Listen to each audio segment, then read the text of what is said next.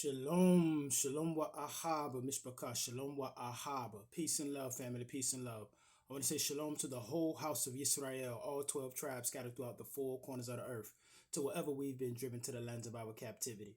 I would also like to say shalom to the sojourners, the Gentiles, and the foreigners, and all those who give thanks, honor, and praises to the Elohim, or God of the Bible, and his only begotten Son, Yahushua HaMashiach, to whom many of you refer to as Christ.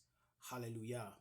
Mishpaka, today I want to talk about a debate that seems to have went viral in these social media or in these internet spaces, and it was a debate between a young woman by the name of Amanda Seals and 20 or so so-called black conservatives. And today I'm just going to have a little small conversation with you all. I'm just going to share some personal experiences as into why that me as an Israelite or a Negro or a so-called black man in America. Why I felt like, that conversation was probably needed to be had, but future conversations like that are more than likely a waste of time because it just solidifies my belief that only the Most High Yah can unify black people on a global scale. You know what I mean? The Negroes, so-called black folks on a global scale. And when you see that debate, I implore people to go and watch it. You will see that both sides, have agendas. You understand that, Mr. Picard? And many of the black conservative so-called movement is filled with people who were not born here or whose parents were not born here, which makes them have a very completely different experience when it comes to the so-called black experience in America.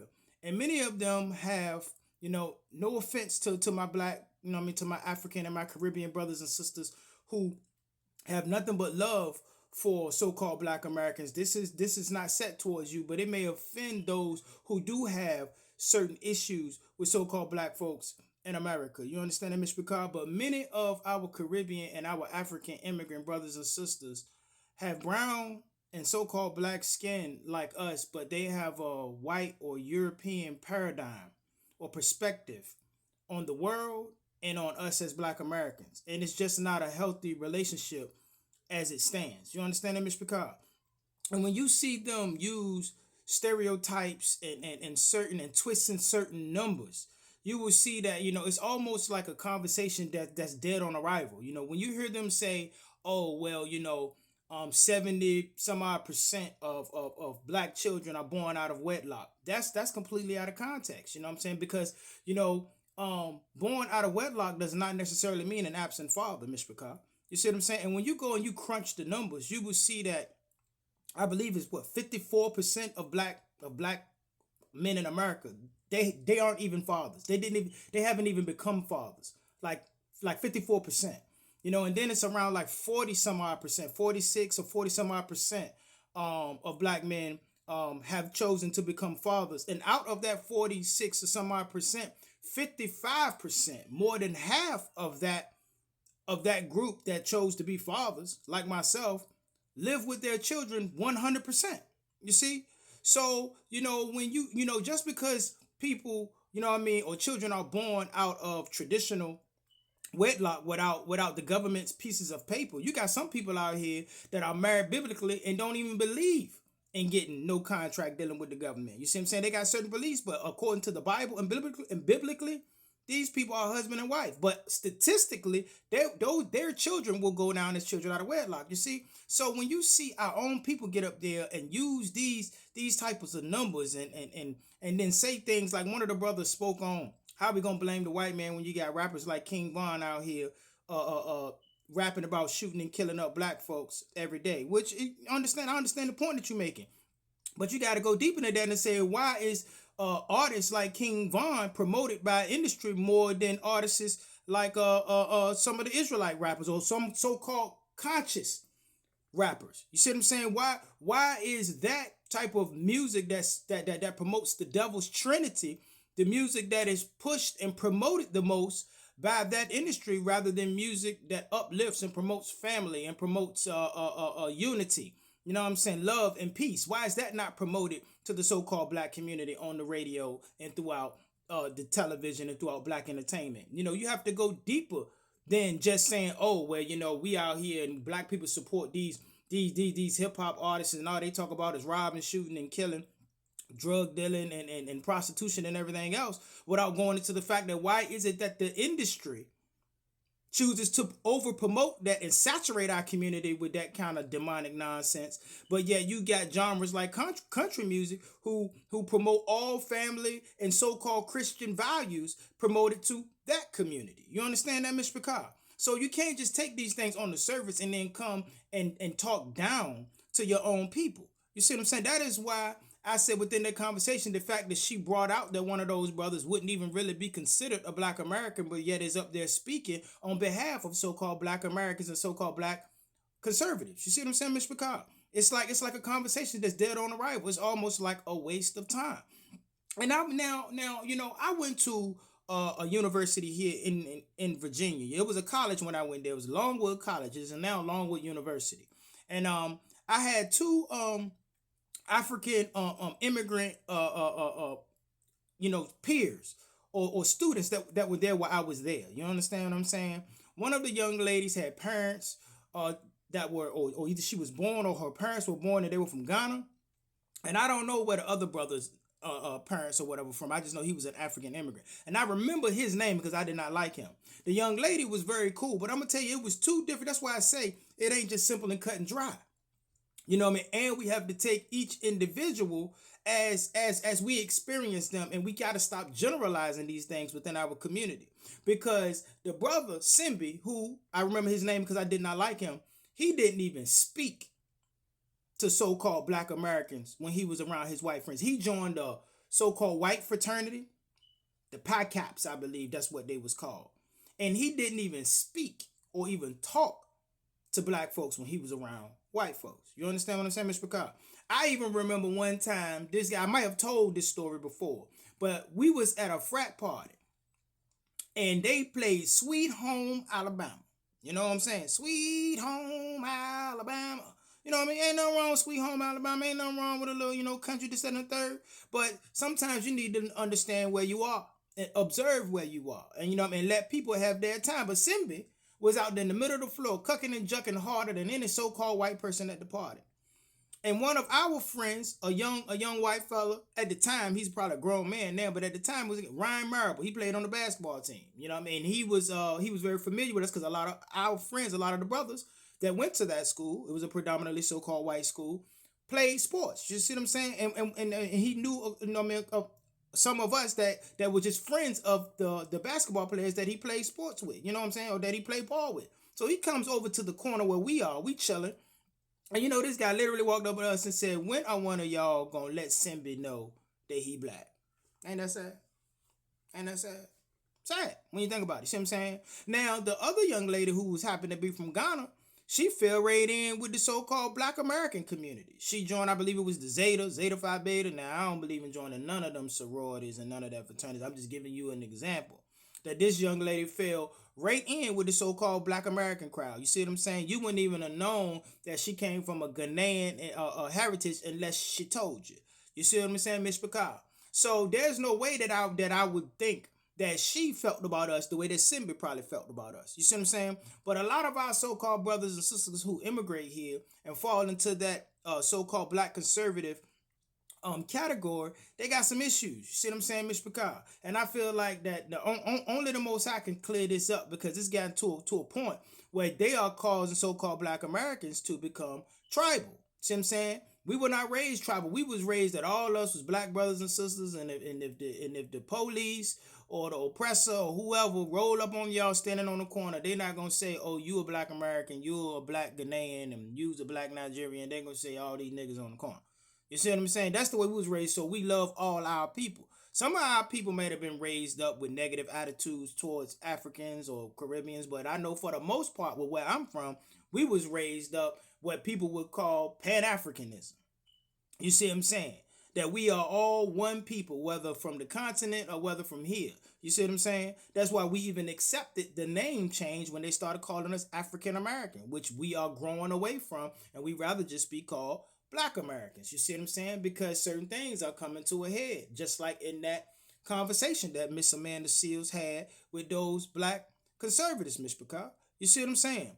And I've had personal experiences that let me know that there is a problem that is prevalent within the African and Caribbean immigrant community. You understand that, Ms. Picard? And I don't want to keep y'all too long, but I just want to let you know I come out of the so-called Ethiopian Orthodox Church, or the Rastafarian understanding of the Bible. You know, when I came out of Holiness Pentecostal, which is what I was raised up on, when my mama was done, you know what I mean, with the cricket preachers and this, that, and the third, and you know what I'm saying, and she allowed us to go our own way. You know what I mean? I never left the Bible, but I went and started searching for my own understanding of the Bible. And I ended up having a Rastafarian and an Ethiopian Orthodox type of understanding of the Bible until I came into the truth of who we are as a people. You know what I mean? Being the Israelites. You know what I mean? Being descendants of Abraham, Isaac, and Jacob. You understand that, Mr. Picard? And began to take a literal approach and understanding of the scriptures. You see what I'm saying, Mr. Picard? But before that, I was very involved in the local Rastafarian community around here in the area that I'm from. And there were vibes that I got from these brothers that let me know that they felt some kind of way. But because it benefited them, you know, at the time, my mother had a business and a lounge, and, you know, we had a reggae night and we had certain stuff going on. So it didn't benefit them to expose how they really felt about us, but I caught certain things. You understand that, Miss Picard?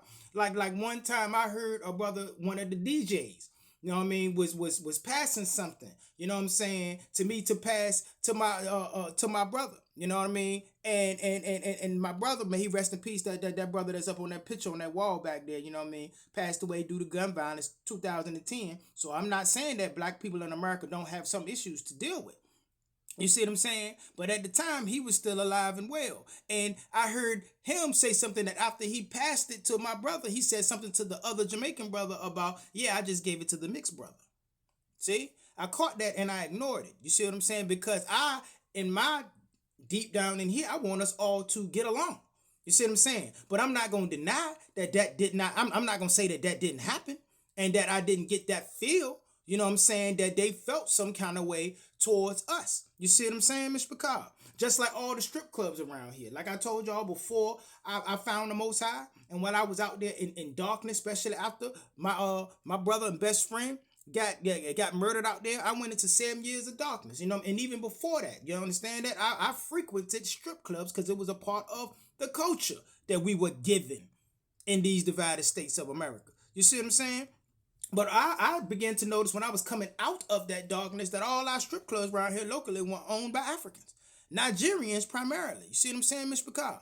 And one of the local strip clubs around here that in my city, which I was a regular at, you know, I knew the people that owned the place very well. And when they would have visitors from Nigeria in and introduce me to them, they would introduce me and then they'll also make it a point to tell them that he's different.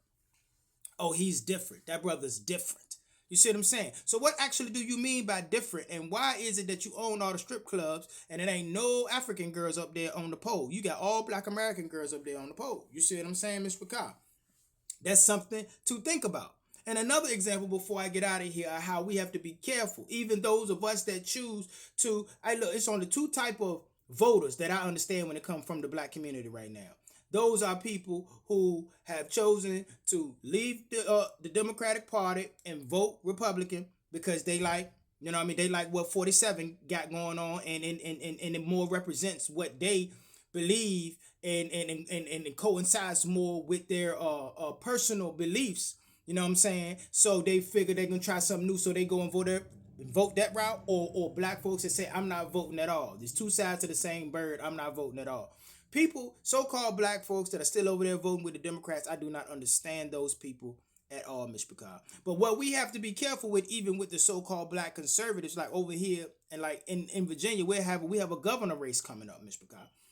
And right now we have a woman by the name of I forget her first name, but I know it's Winsome Sears.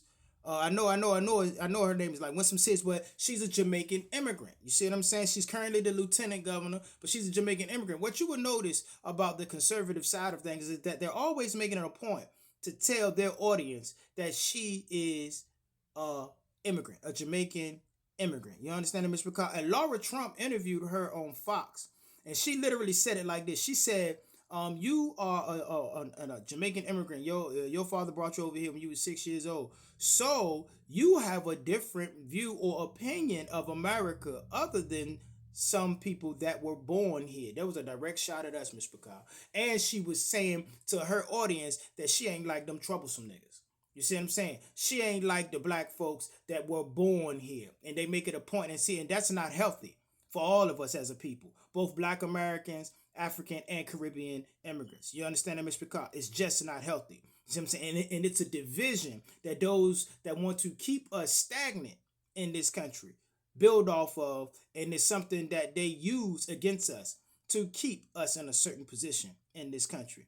So, Mr. Picard, yeah, that's just something I wanted to get at with y'all. You know, I already been here way longer than I'm used to being up in Mr. Picard, but that is an important conversation, and I'm glad that it was had, and it exposes what I've already felt, Miss Picard, that only the Most High Y'all can unify so-called black folks when it comes to this thing. And our African and our Caribbean brothers and sisters, that a lot of black Americans are going to start taking a step back from y'all until y'all see us the same way that we used to see, that we were raised to see y'all. You understand that? We were raised that we were all one people and we were all together. That tribal stuff that y'all got going on, and all that vitriol and animosity that y'all have towards us, Mr. Picard, y'all need to go pray on that and get that together, and then we can come back and reevaluate our relationship. But right now, Black Americans need to take care of themselves, Mr. Picard, and always seek the Most High. And with that, I'm gonna go ahead and get out of here. And always remember to keep